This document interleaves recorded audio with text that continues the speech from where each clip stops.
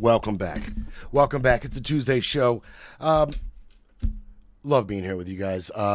Honestly, we're watching so many things, but so much of what we're going to cover today is so close to my heart. It's tied into stuff that we've been following all along, and especially the Comey stuff. I told you how deeply interested I was in the Comey case and the motions Comey's lawyers are filing to get the case dismissed. I said I couldn't wait till the real details, the argument comes out and really gets to the judge. And we're going to get into all that today, plus a lot of stuff on the DOJ. A lot of stuff on the DOJ that we've been following, we've been talking about and doing stories about are starting to really develop. Really starting to develop. We're also watching, obviously, the Israeli-Gaza situation, the Trump, the talks with Ukraine. We're watching that. The China trade war is, heating up. SCOTUS is going to be seeing all those influential cases. We're watching all of it.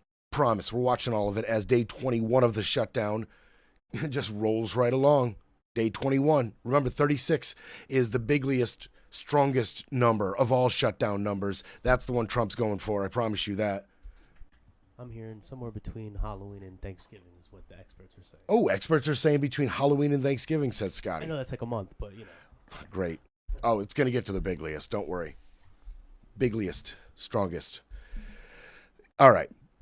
We're going to get to all that. We're going to get to all of that. But I'm going to start with a much more interesting story for now. Something that I just could not get. Scotty brought this to me, and when the way he described it to me, I was like, okay, I heard a little bit about this. The rumblings had just started. I had no idea. And I had no idea a certain gentleman that we had just been talking about was so wrapped up in this theme. Do you guys remember a story I gave you last week about a guy named Paul Ingrassia? Remember that guy, Paul Ingrassia? He had went on a business trip with a bunch of colleagues, and one of them was a female colleague. And when they got there, her room had been canceled, and Paul had magically booked her to stay with him. Paul and his lawyers say, we didn't cancel her room. Other people are saying it was super inappropriate. The woman filed a complaint and then 2 days later withdrew it, but an investigation out of DHS started anyway. Okay, so there was an investigation into this matter. It doesn't look good for Paul. Looks pretty creepy. Looks pretty creepy. At the bare minimum, it's super creepy and suspect. But her complaint was withdrawn. There was an investigation out of the DHS over it. Paul Ingrassia. Now, Paul Ingrassia, this guy, he's a Trump guy. This is a Trump guy, okay? He is currently the White House liaison to Homeland Security. He was previously the White House liaison to the DOJ. All right, so he's worked closely with Trump. He's part of the administration. He's part of the deal. All right, he's part of the deal. Now he's been picked to lead the Office of Special Counsel. And for those of you who may not know, the Office of Special Counsel is basically the IA of the federal government, or at least a portion of the IA, which is, those are the cops that are always like hounding our hero cops in the cop movies and the buddy cop movies. Like they'll go and they'll blow some stuff up and kill some people and drop a suspect off a bridge, and they'll come back laughing about it. And then there's that one officer that's like, I want answers about what happened. You'll pay for this. Once the investigate, that's IA. That's internal affairs. And so basically the Office of Special Counsel is internal affairs. Basically. You remember the blonde in the Lethal Weapon movie? She was like the most annoying. She was tough and had integrity. She was going to catch those pesky detectives. She was pretty good. So that's what the Office of Special Counsel is. They specifically hear whistleblower complaints and discrimination complaints and claims. I want you to keep that in mind as I detail this story to you, as I detail what he did. You may have heard rumblings about chat messages lately. We've got both stories. It's two separate stories, both with the same theme. People saying things in chat they shouldn't be saying. That's the theme, okay? It's also a theme of kind of confirming what a lot of us thought about these people in the upper echelon of the Republican Party. We have preconceived notions about who these people may be. And depending on your notion, these stories might confirm them. Ironclad confirm them. So let me continue. Paul Ingrassia. Now this Thursday, He was going to be he was going to be voted on in the committee of Homeland Security, the Homeland Security Committee. Okay, it's 15 people on that committee, I believe. He was supposed to, yes, 15 people on the committee. It's an 8-7 majority Republican committee. Now he's supposed to appear in front of them Thursday to be sent along to the Senate for full confirmation. All right, that's where he was in the process to lead Office of Special Counsel. Well, Politico, who reported this, interviewed 2 people who obviously anonymous. That's the move, obviously, for a lot of reasons in all of these stories, anonymous. They expressed concerns about repercussions, big time concerns. They gave over messages to Politico, all right, in a text chain, in its entirety. This whole chain gave the whole thing over. Politico then independently verified that the number in question is Paul Ingrassia. The one we're talking about, Politico went and verified it. Now, these people said they want the government to be, quote, staffed with experienced people who are taken seriously. That's why they did this. Well, one person said that. The other one really declined to comment about it, deleted his text chain, and it ended right there. But he did hand over some text chains as well. So 2 people came to Politico with this. You want to hear what he said? And remember, as I tell you this, remember what he's been tapped for. Office of Special Counsel, whistleblower complaints, and discrimination claims and complaints. Discrimination claims and complaints. The overarching implications of this man being tapped for this, we'll get into it in a second, because I know where your mind is going already, because you already know where I'm going to go with this, right? You're getting geared up. Well, here we go. Here's some of the things he said. Hold on to your butts. MLK Jr. was the 1960s George Floyd, and his holiday should be ended and tossed into the 7th circle of hell where it belongs. No Moulignon holidays, and if you've ever watched Goodfellas, Sopranos, you've heard that term before. No Moulignon holidays, from Kwanzaa to MLK Jr. Day to Black History Month to Juneteenth. Every single one needs to be eviscerated. You're thinking, that's despicable, Brett. It couldn't get any worse. He couldn't have more to say, could he? Oh, he could. He could have more to say.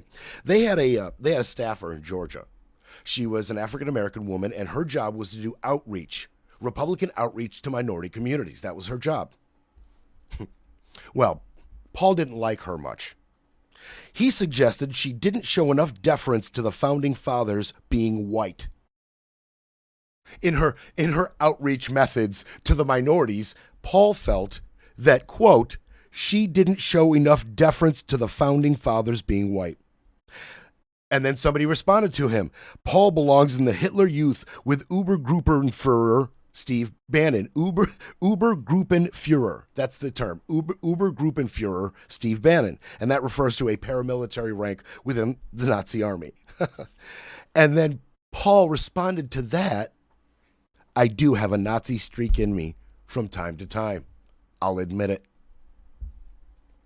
Surely that has to be the end of it, Brett. Surely he couldn't say anything else. Like that's the end of the story. That's crazy. It has to be the end. No.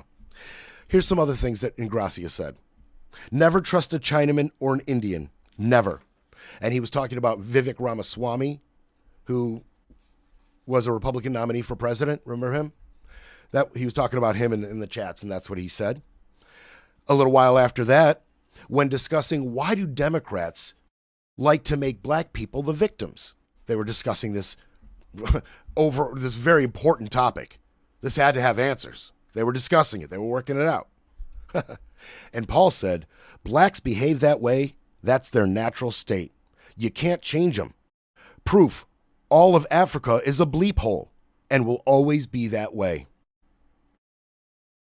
In this theme, And in a different conversation, referring again to that black outreach staffer, he said she should read a book if she's able to on George Washington and America's founding.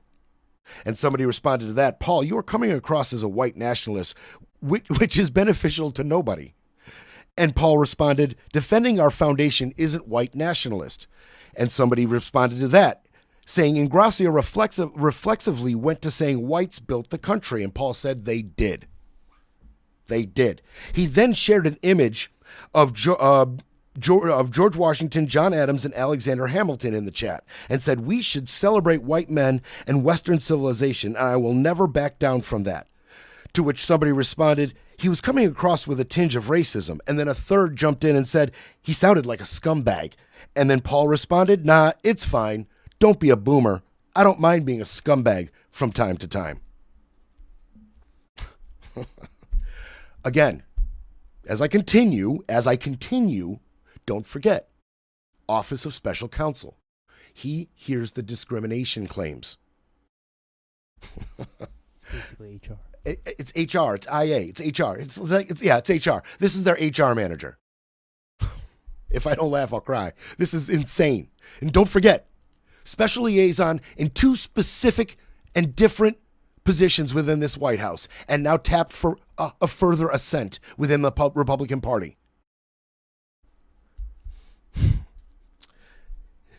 He wrote, we need competent white men in positions of leadership. The founding fathers were wrong that all men were created equal. We need to reject that part of our heritage. He also said that education should focus on helping elevate the high IQ section of your demographics. So, basically young men, straight white men. He continued, exceptional white men are not only the builders of Western civilization, but are the ones most capable of appreciating the fruits of our heritage. I mean, there's so much to unpack there. There's so much to unpack there. And, it turns out periodically, as you heard here, members of the chat would try to push back on this.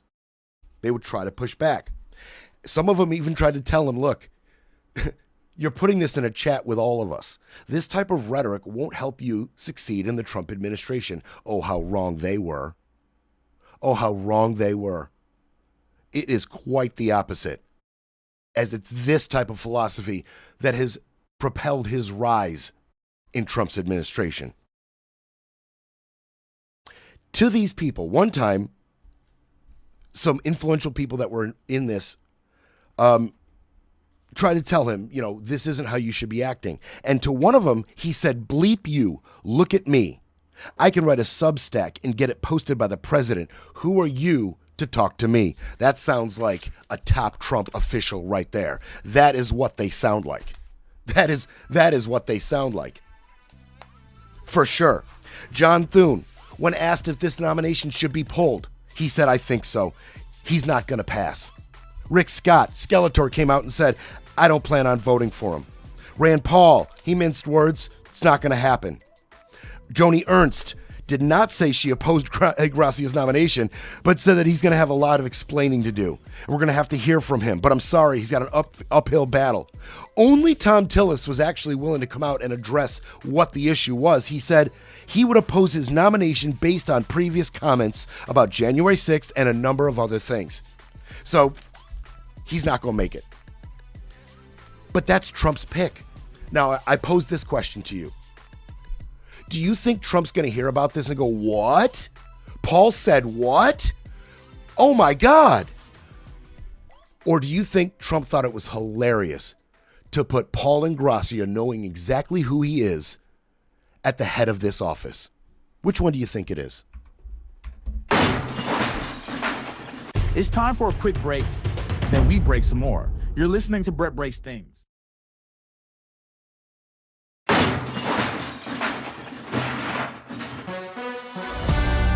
You're back with Brett Breaks Things, because democracy doesn't defend itself.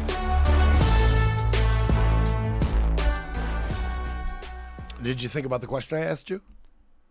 Did you need a whole break? Did you need that whole minute and 6 seconds to think about it? I bet a lot of you didn't. I bet a lot of you didn't. Maybe it wasn't Trump. Maybe it was Stephen Miller, right? Maybe it was Stephen Miller. And Gracia has been on multiple of those podcasts. He sat down with Steve Bannon. Maybe somebody else thought it would be clever, right? Get the most racist guy we know. I mean, have you seen the stuff this guy says? It's hilarious. Get the most racist guy we know and put him at the head of the Office of Special Counsel. He'll be the whistleblower guy. He'll be the discrimination claims guy. It'll be hilarious. I'm sorry. I don't mean to frame it in such a left-leaning way, but that's how I ingest it. I have a hard time with the scenario that Trump's like, oh, and Gracia's racist? Oh, my stars. Oh, where are my pearls? Clutch of the pearls. This guy that's worked for me in two separate facets, back to back, and that I've now picked for this high office counsel. Oh my God, he's racist? Oh my stars. The things he said. Well, we just can't have that. Do you think that's how Trump reacted to it behind closed doors? You know, with only his closest of confidants, or his wife, if she's still with it, goes within 10 feet of him. Like, do you think that's how he reacted? I have my doubts. I have my doubts. The other half of this story, right? I said it was two separate stories, and it was. There were more messages. There were more messages. This time it involves leaders of the Young Republican group. Each state has a chapter of the Young Republicans, and they are overseen by the Young Republican National Federation, okay? And multiple leaders of these chapters were together on Telegram messaging, talking about all sorts of stuff. This stems from a 7-month period, and 28,000 plus texts. Well, 28,000 racist, offensive, sexist, or anti-Semitic, or violent, or praise of Hitler. There were obviously more texts than that, but there was 28,000 texts with either racist, sexist, anti-Semitic, violent language, or praise for Hitler. That's a lot. That's a lot. That's a lot. It's a lot. I think we can all agree on that. The Young Republican Federation came out immediately. Of course they did. They came out immediately and said this: that it's appalled by the vile and inexcusable language revealed in the report. Such behavior, by the way, this is Axios. Such behavior is disgraceful, unbecoming of any Republican, and stands in direct opposition to the values our movement represents. Well, I feel like it's in direct opposition to the values that some of your movement represents, because I kind of feel it's directly aligned with how others in your movement feel. I'm sorry. Not all. Some. Not all, but some. And there was fallout. There was fallout. By the way, they said those involved must immediately resign from all positions. Within their state and local Young Republican organizations, we must hold ourselves to the highest standards of integrity, respect, and professionalism. That's what you got to say. That's a job well done by the Young Republican Federation. Well done. That's exactly how you say it. You take responsibility for it, you denounce it, and you say you're going to move forward in a better fashion. That's how you do it. Well done. There is fallout over this. There is fallout. The Kansas Young Republicans disbanded. Done. Apparently, Kansas had a big hand in this. I mean, I can't just sit here and tell you what percentage of the 28,000 racist, sexist, violent Hitler texts was from Kansas, but obviously it was significant because they've disbanded. New York State Assembly member Mike Riley has fired one Peter Guanta. He was his chief of staff. He was highly offensive. He said things like, "I love Hitler." Sorry. He said, I love Hitler. I don't know. No, I was just gonna say that you're laughing because of how wild it is. Is that- it's just wild? Like, yeah, because I'm laughing too, and it's not a funny thing. No, it's not. It's just insanely crazy in 2025 that people are still sending messages. I love Hitler. I love Hitler. Is Just the message. casually, Yeah. Oh, and by the way, I dare you, any right-wing Yahoo who's trolling my show to find something to take out of context, have fun with that. Go to the internet with Brett saying, I love Hitler. Knock yourself out. But anyway, I think Scott's right. It's just so absurd. And good luck disseminating that. Good luck doing mental gymnastics around that. That seems pretty plain. He also said there was a vote that he was sitting in on, as he worked for this assembly member, and he said, everyone that votes no is going to the gas chamber. I mean, it's funny that we could laugh at a simple I love Hitler, but as soon as we mention the gas chamber, the laughter ends, as it should. Vermont Governor Phil Scott, he called on State Senator Samuel Douglas to resign. He was involved as well. So, and there's other examples of this all over the country as this fallout on the young Republicans starts to settle. Leaders involved in the chat spanned several state chapters: Arizona, New York, Kansas, Vermont, and a few others. The chats included jokes about enslavement, disparaging comments about Jews, women, black people, and other minorities, discussions on raping enemies and driving them to suicide. That's charming. That's charming. Now, several of these members have declined to comment. I know you're like, okay, Brett, let's get to what they say about this. Let's hear them talk their way out of this. Okay, we're getting there, I promise. Several members have declined to comment. Okay. And here we go, because Ingracia's lawyer, among other things, trying to defend his client, Ingracia's lawyer was leaning on, well, we don't even know if this is real. It could be doctored. Here we go. It could be AI. It wasn't me. It was AI. It wasn't me. It was doctored. Deep fake.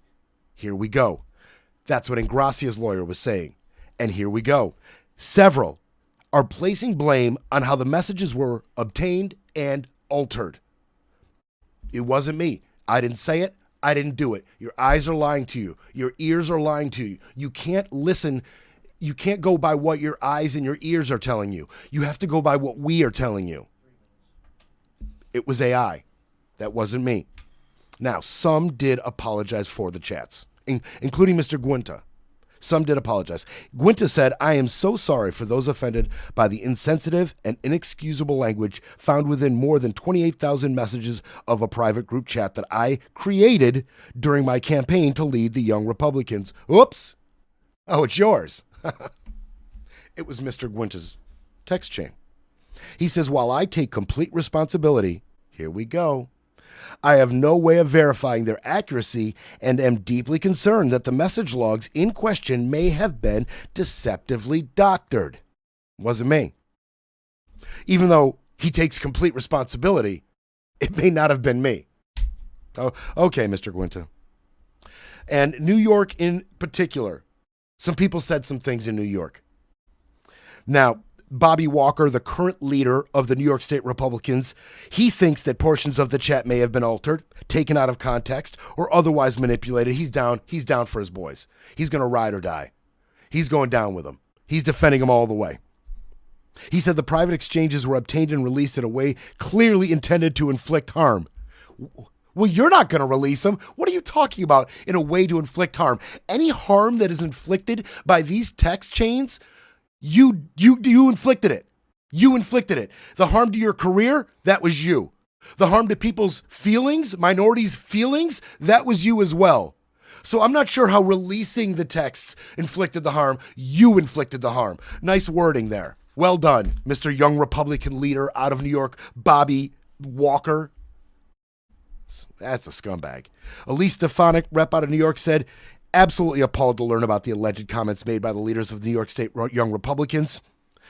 And other state young Republicans in the large national group chat. Mike Lawler, rep out of New York, said the deeply offensive and hateful comments reportedly made in private chat were disgusting. He called for those involved to resign immediately and reflect on how far they have strayed from basic human respect and decency. That's how you do it. By the way, those are both Republicans. And our Democratic governor, Kathy Hochul, she said she found the reported group chat so vile, it's hard to find words to put it into context. Well, that's how you do it, Stefanik and Lawler, two Republicans. You did not play that game at all. That's a well-done job by you. And this comes on the heels. Two sources have come out and said, yeah, they're putting swastikas in Republican congressional offices' flags. So the flags that are sitting in the Republican congressional offices, they've all been delivered with holographic swastikas. It's like an optical illusion. If you look at it from the right angle, or is it in the design? It's in the design. They've all been delivered with swastikas in the flags. Okay? Now, Dave Taylor, he first came out, said he found the swastika in his flag in his office. It was vile. It was deeply inappropriate. And they had it taken out immediately after it was seen in the background of one of his staffers' videos. Another said they received it back in January and said it was intentional. It was initially difficult to see the flag swastika with the naked eye, calling it an optical illusion. Yeah, I'm looking at it there. But it was immediately thrown out. And don't forget, there was a swastika etched into one of the elevators in Capitol Hill as well. So a little bit of a theme running there.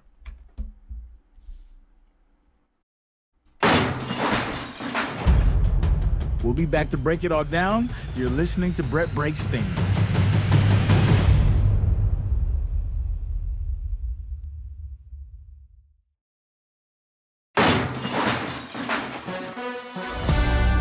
Breaking news, breaking rules, breaking through. Back to Brett Breaks Things.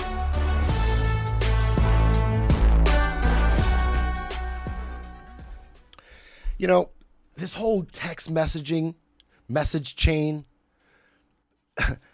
it really is a lot for the GOP to wrap their minds around. They just can't seem to figure out how it works. They have a hard time with recording equipment in general. They're constantly, baffled by things that they themselves have said into a camera or a microphone. And this whole texting thing, it is way beyond their grasp. They just don't understand how this works. You've got Hegseth accidentally adding reporters to classified information about the Iran bombing. You've got Paul Ingrassia, a guy whose job it is to investigate and look into whistleblowers' claims and discrimination claims. A guy who should be savvy in the ways of communication and how to track it down and disseminate it and control it, right? That should be his deal, right? What people say and where and how they say it is such a big part of whistleblower claims and discrimination claims, and yet he is completely baffled. A whole group of young Republicans who Paul Ingrassia claims are high IQ Americans, a whole group of them have 28,000 racist, sexist, anti-Semitic, violent, pro-Hitler texts released right out from under them, and it costs them all their positions, all of their little caucuses, all their little groups. All of them have no clue how this works. And now,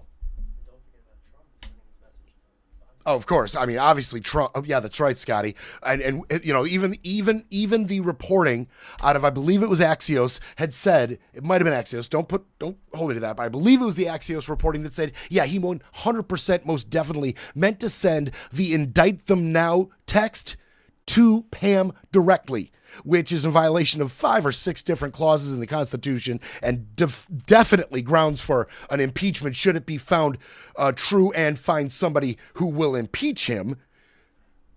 I digress. So Trump, young Republicans, Paul Ingrassia, Pete Hegseth, none of them can figure it out. And you know who else can't figure it out? Just can't get it?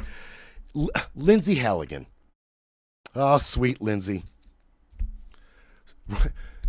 A rising star. A rising star in the DOJ and the Eastern District of Virginia. You are going to burn out You're so bright right now, but you are going to burn out. Your days are 100% numbered, Lindsey Halligan.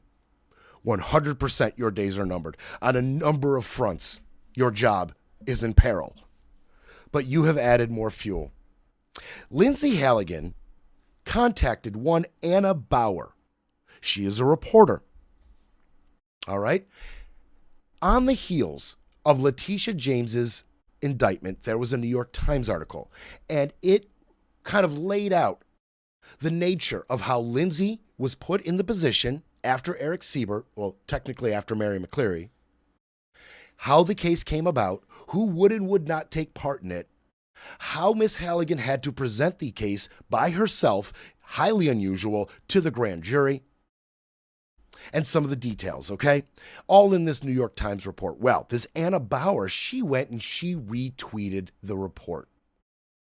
And here comes Lindsey out of absolutely nowhere and starts texting personally Anna Bauer.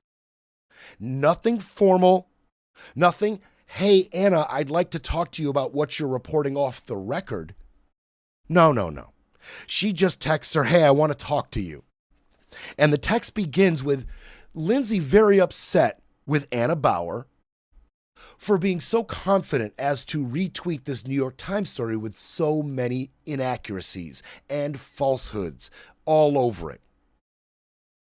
And Anna, begins the text with saying, look, all I did was retweet this New York Times story. But if there's something wrong, let me know. And so I'm going to give you just a couple blurbs from this text chain and how inappropriate it was. That the U.S. Attorney for the Eastern District of Virginia is texting on the record a reporter personally upset with her, trying to spin the narrative. It's crazy. Halligan says, you're assuming exculpatory evidence without knowing what you're talking about. It's bizarre to me. If you have any questions before you report, feel free to reach out to me. But jumping to conclusions does your credibility no good. And Anna said, did I get something wrong? And Lindsey said, yes. And the fact that you went with it without even fact-checking anything, that's the worst thing. Okay? So they start arguing about that, arguing about why wouldn't Anna fact-check, the New York Times reporting before she retweeted. She was very stuck on this. And then they started talking about the case itself. Halligan starts talking about details in the case. She starts talking about grand jury evidence that she presented. She starts talking about all aspects of this case, arguing with Anna. But it's really a one-sided argument. Anna's just like, hey, so the New York Times article referenced this, and the New York Times article referenced that. I didn't do the reporting. She tried to say it 5 different ways, and Lindsey just kept hitting her. Hour after hour after hour this went on. Then they started talking specifically.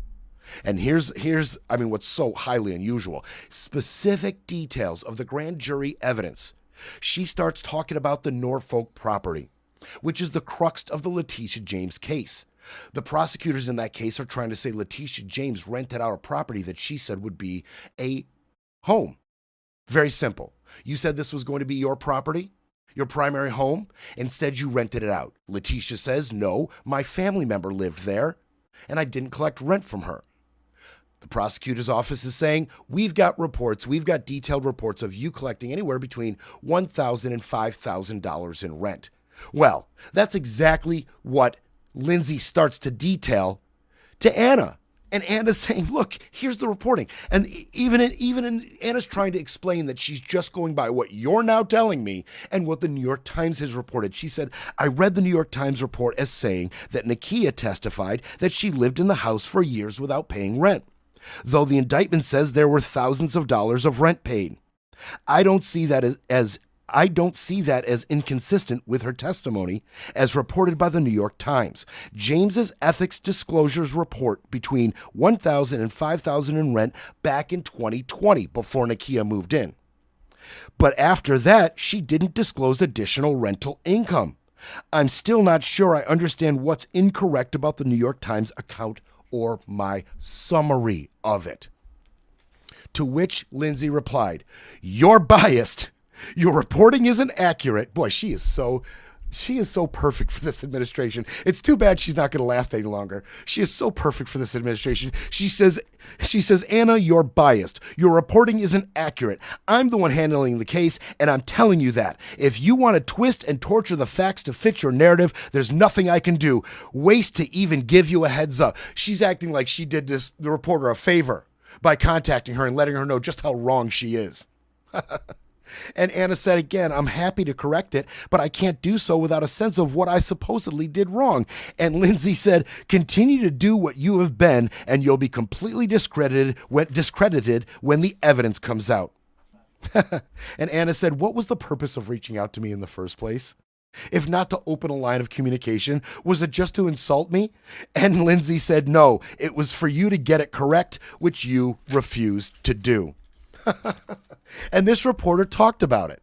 She talked about it. She did an interview with Caitlin Collins to talk about this insane story. And by the way, yes, it is highly unusual, not only for the U.S. Attorney of the Eastern District to bring the grand evidence to herself, all by herself, not just herself, but all by herself, because no other top prosecutor in the office would have anything to do with this case, and they were fired. Not only is that unusual, for a U.S. attorney to be talking to a reporter and not mention anything about on or off the record is insane. Not unusual, insane. Insane. And if you're thinking laterally, yes, this will absolutely have implications on the case. Of course it will. But here's what the reporter had to say. Anna Bauer. So when I Lawfare, by the way, is she actually was texting me, or I suspected that it really was Lindsey Halligan, you know, I was interested to hear what she had to say. You know, I report on the cases that she is prosecuting, and so I was curious, but it seemed like mostly what she wanted to talk to me about was a tweet that I wrote that summarized the New York Times reporting concerning certain grand jury testimony in the Letitia James case. And I think that's what really struck me as so surprising, is that, you know, it's very much not often that you see a sitting United States attorney who unsolicited reaches out to a reporter to talk about something that relates to an ongoing prosecution, that relates to grand jury testimony potentially, because those are the kinds of things that there's policies, there's laws that prohibit disclosure about that kind of information. So while I don't think it's very unusual to have a prosecutor reach out about that subject matter, I did find it really strange, and especially considering we didn't have a pre-existing reporter-source relationship. Strange. That is downplaying it for sure. That is downplaying it. Strange. Oh, definitely strange. She continues. And, you know, you mentioned that you reached out to the Justice Department. They accused you of trying to tattletale on Lindsey Halligan tonight. I want to read their statement in full, because they said, quote, "You clearly didn't get the response you wanted, which was information handed over to you without having to dig into the facts of the case to craft a truthful story. So you thought you'd tattletale to main justice. Lindsey Halligan was attempting to point you to facts, not gossip, but when clarifying that she would adhere to the rules of the law and not disclose grand jury information, you threatened to leak an entire conversation. Good luck ever getting anyone to talk to you when you publish their text." I mean, I read it. I don't think you're threatening to leak it. I just think, you know, to your point, it wasn't on off-the-record conversation. You would think the U.S. Attorney for the Eastern District of Virginia would be the first person to know better, right? The first person to know, hey, this is off the record. I want to yell at you. I got problems with what you're retweeting. You don't know what you're talking about. I want to talk to you about it off the record, right? And you can have the conversation and it doesn't show up in Axios, right? It's that simple. You'd think she would know that. But no. No. So this insane Lindsey Halligan story continues. And Pam Bondi and Lindsey Halligan have been thrust into the spotlight of the James Comey pretrial. We're not done with you, Lindsey. We're not done with you. And this administration, when all of this plays out, will be done with you. Pam Bondi will be done with you.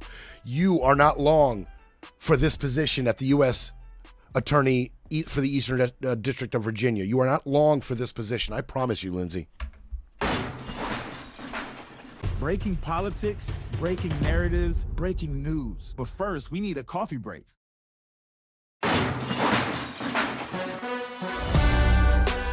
Brett breaks things where the stakes are high and the truth still matters.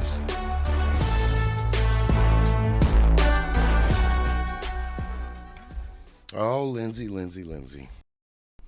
Well, it's all coming to a head.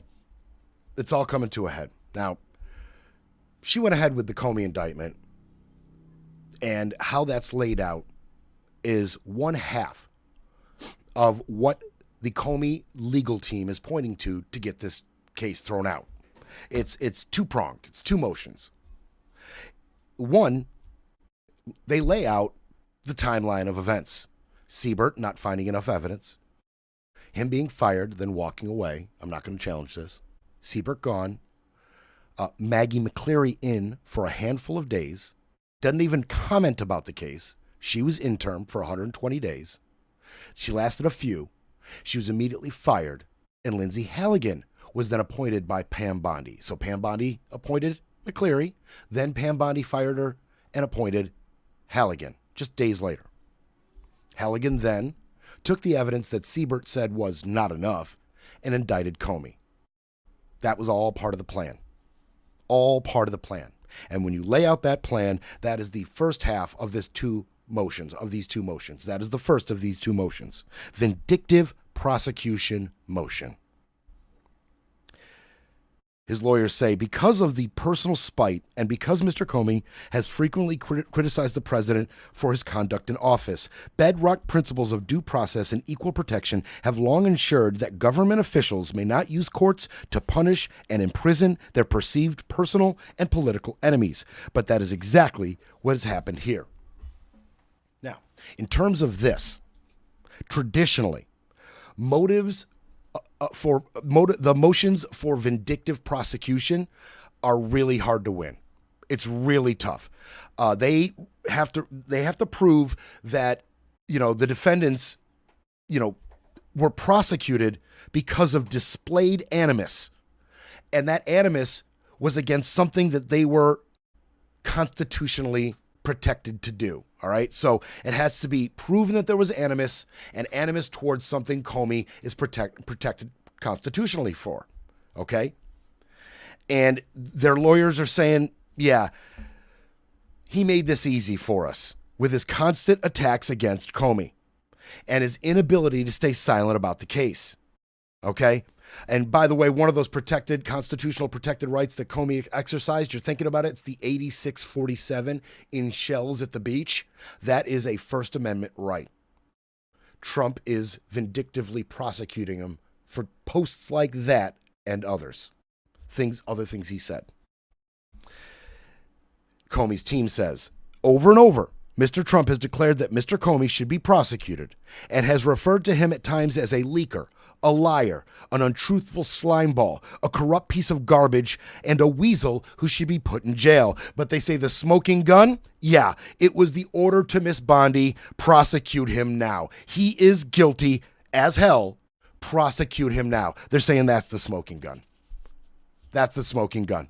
And that is why this is unlike all of those other vindictive motions that were filed that have failed previously. This one's different. This one's obvious. There is a smoking gun, says Comey's lawyers. Fitzpatrick and others. Keep that name fresh in your mind. I mentioned him a few times. Mr. Fitzpatrick, lawyer for Comey.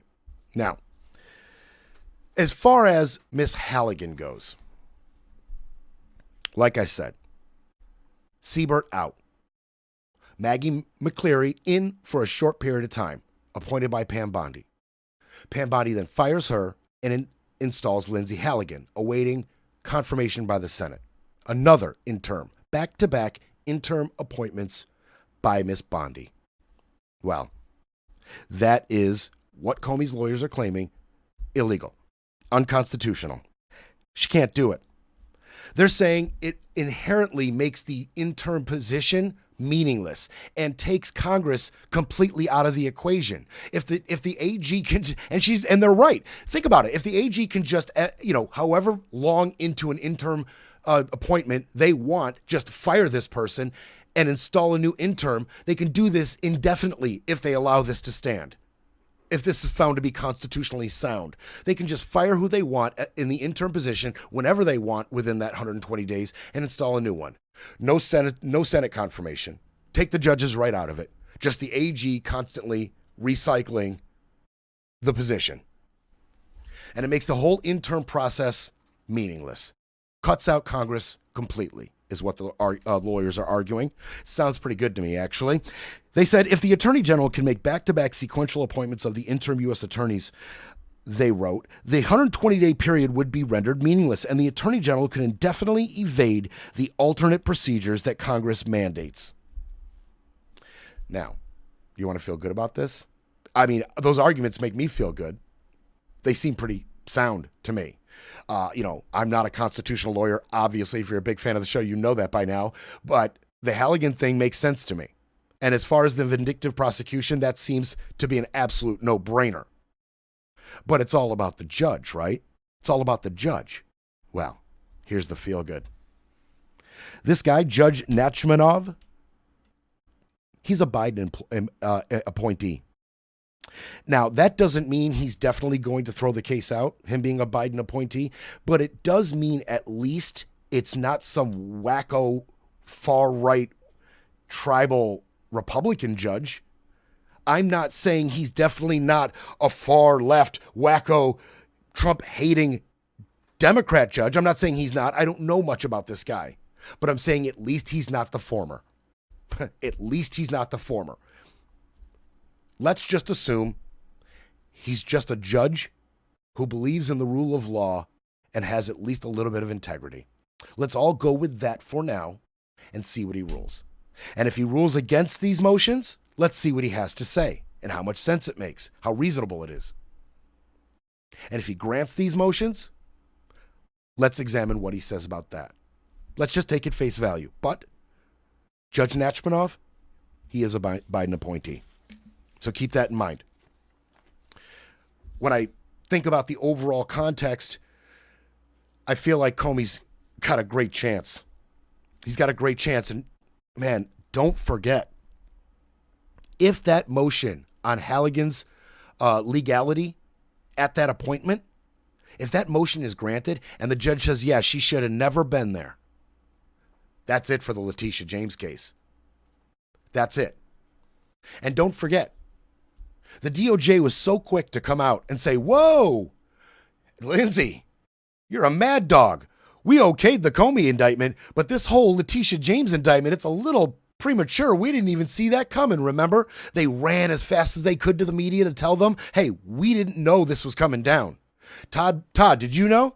Oh, no, Pam, I had no idea Halligan was going to do this. Did you, Pam? No, I didn't know. So the DOJ, they don't know nothing about nothing, the DOJ, on this Letitia James indictment. Oh, Lindsey. Oh, Lindsey. Oh, man. If they throw this case out because of you and your appointment, and then they subsequently throw out the Letitia James case, you're done. Throw on top you in this little exchange between Anna Bauer, you're done. You are done. And if it is even true, if it's true that you went ahead with the Letitia James indictment, when two top prosecutors said we're not going to do this and then got fired because of it, oh, man. And if that falls, and don't forget, if this Comey case falls apart, that's it. He can't be reindicted. If the Letitia James case falls apart because Lindsey wasn't supposed to be the U.S. Attorney for the Eastern District of Virginia, if that's the why, well, they'll just refile that one. They'll just refile the Letitia James case, and they'll learn from what went wrong. But if Comey's gets thrown out, the 5-year statute of limitations is already up. That's it. It's done. He walks. Now, I'm not saying they can't find something else. None of this evidence seems very airtight. They can find crappy evidence anywhere. Ironclad evidence, That they can't seem to really find over there in the Eastern District of Virginia. Siebert can attest to that. But garbage evidence, they've got plenty of that. And I'm not saying that Kash Patel can't go rooting around in the FBI and find some garbage evidence against Comey in some other way. They're already looking to piece together a case against Christopher Wray and the burn bags that reportedly had all this evidence that the FBI was weaponized against Donald Trump. So they're trying to put a case together against Wray. They're trying to put a case together against Brennan. Don't tell me that Kash can't go run to the FBI archives or do whatever he has to do and come out with this unbelievable revelatory evidence that Comey, he broke the law in other ways. So here comes a case. That could happen. But as far as this case goes, lying to Congress, impeding senatorial, business, that's gone. That's done. He's free on that if this falls apart. The prosecutors for this case understand the importance, and they seem to understand how good of a lawyer Mr. Fitzpatrick is, because they are trying to get him removed from the case. They are currently asking the judge to remove Mr. Fitzpatrick because of memos that Mr. Comey put together in 2017. After Comey, do you remember Comey was summoned to the Don for a dinner? And at that dinner, the Don requested that Comey pledge his allegiance to him. Do you remember that story? Said, I need you to pledge your allegiance to me. Well, Comey knew how unconstitutional such a dinner and request were, and he began writing memos about it. And after he was fired, he asked a friend, another lawyer, one Daniel Richman, and Fitzpatrick, to help him put together these memos legally so they can release this story to the press without releasing classified information. And that's just what those gentlemen set about to do. They took a look at these memos, decided what was classified and couldn't be released to the New York Times, and then released the rest so the story could get out. Well, the prosecutors in this case are saying, well, he has been tainted. He can't fairly bring this case. He can't fairly be the lead lawyer because he has seen and put together memos about Comey's time at the FBI, and he's seen classified information. He's assisted Comey in releasing this information. All of this makes him biased, and he needs to be tossed from the case. So they're asking the judge to toss it. They've also assigned a team of lawyers to go scrubbing through everything that was released to the New York Times. And they're hoping to God they can find something classified and say that, hey, you violated the law here, by the way. While assisting with these memos, you violated the law. You released something classified. So they're going scrubbing through the memos. So that is happening. The scrub team is going about its work while the judge weighs their argument. And we did want to go looking a little bit to find out. I was so curious, did that have legs? How likely is the prosecutor's request to be granted? Turns out not very likely. You see, the memos that we're talking about don't have to do with the case in question. And the fact that they were almost 10 years ago, the times that he had looked at these memos and assisted Mr. Comey, it was 10 years ago, almost a decade ago. And so lawyers who were asked about this say, yeah, the substance of it plus the timeline, the judge probably isn't going to grant them this. Fitzpatrick will stick around, is what they're thinking. It's what they're thinking. So, the Letitia James lawyer legal team is very interested in what the judge has to say about these two motions. Both of them will have overarching effects on all of these indictments, because if the vindictive prosecution for Comey goes through, what about Schiff, who is also named in that text? They're getting ready for a mortgage fraud case on Schiff as we speak. 2 investigations, to be honest. 2 separate investigations into Schiff right now. If he was vindictive with Comey, he certainly was vindictive with Schiff. If Letitia James case, it hinges on both of these. If Comey's is thrown out, Letitia's is thrown out, and Schiff has no legs. This has a domino effect. Oh, Lindsey. Goodbye. They'll try to repair the narrative, but Brett Breaks Things will be back tomorrow to break it all down.